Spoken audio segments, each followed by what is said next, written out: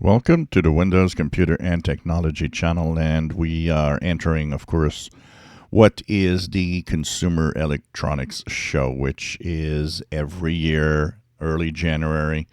It is the time where big tech and small tech will go and show us their new technologies they want to have us adopt. Some will be ending in failure, a lot actually, and some will, of course, continue on.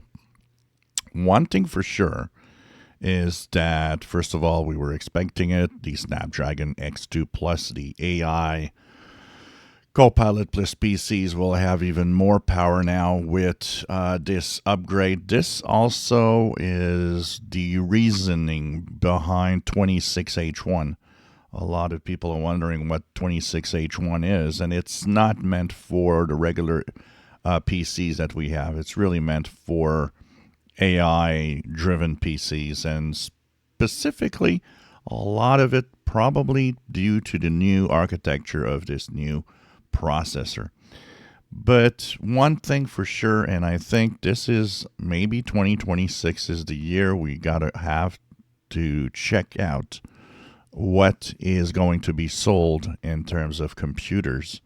It's that everywhere at CES, everywhere, every manufacturer is pushing their AI PCs. And in some booths, there's pretty much nothing x64 to show. It's all Copilot plus PC or all AI capable PCs, either running the Snapdragon, but also a lot of them running the AMD Ryzen chips that are AI capable. It is interesting to note that not much Intel, a lot of AI, most AI is either AMD Ryzen or it's Snapdragon. So this, we always talk about how Intel is kind of in trouble in the last couple of years, missing out a little bit on what is, NPUs and AI-driven chips.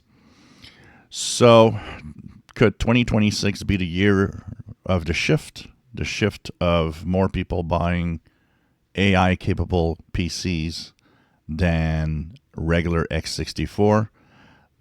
These are going to be numbers that would be interesting to see right now how many people that buy new computers buy AI-driven computers, and how many people still buy the good old x64 PCs.